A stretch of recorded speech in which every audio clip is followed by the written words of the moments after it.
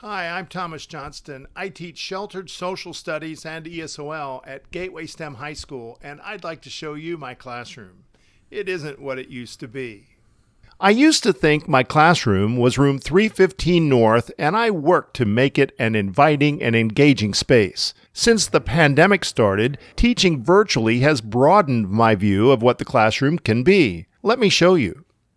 Teaching at Gateway before the pandemic, I included hands-on activities and STEM in my lessons, along with the typical lectures and projects. For example, we learned about architectural engineering like Roman arches, or advances in communication like Morse code and the telegraph. The past 2 years, I partnered with COCA, and they sent teaching artists who helped us apply speech and drama to history. This year, I still do this virtually with Readers Theater as one strategy to help my ELLs learn history and engage in reading and speaking English.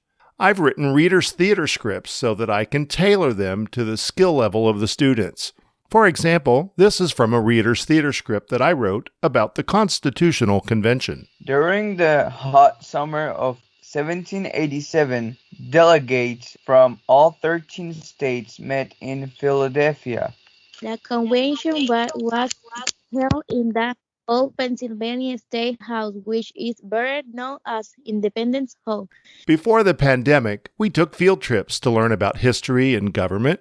This year, we took a walk on the Great Wall and visited Independence Hall and Washington, D.C. by using the virtual field trip function in Nearpod. This allows students to virtually experience new places as each student uses their laptop to move the picture around to take in the panorama. Pictures really do speak 1,000 words, and I have found that images help ELLs to learn about history. Normally, we would examine photos and paintings in class. Now, we continue to do so virtually.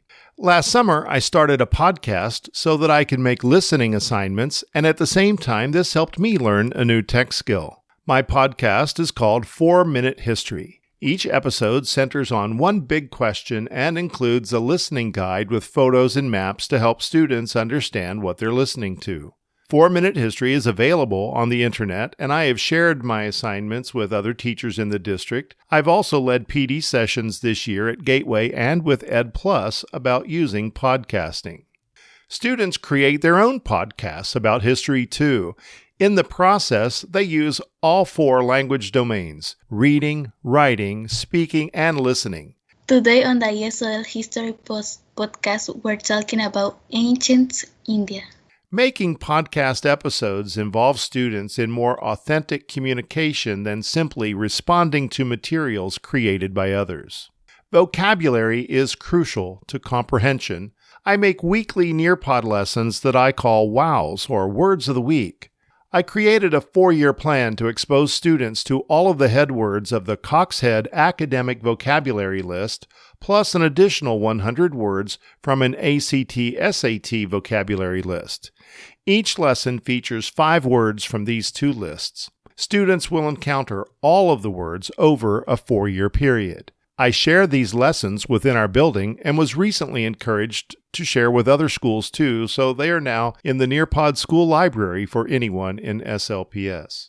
Another strategy that I use to support students is read-along videos. History classes rely on reading texts, and it helps ELLs to listen to an academic text while they read along. Most high school teachers no longer read aloud to students, even though this is exactly what English learners need. I offer students both a PDF and a read-along video so that they can read along while hearing me read the text. Another reading scaffold is annotated texts. This involves adding some notes in the margins to help students with key vocabulary or content. In February, I made short assignments about Black History Month and have shared these within my building and also with the district through the social studies team. With virtual instruction, my classroom is no longer confined within the walls of room 315 North, but I still strive to connect with students, to get them engaged, and to make history as comprehensible as possible for ELLs, and to use history class to help my students to improve their English skills too. Thank you for letting me show you my classroom.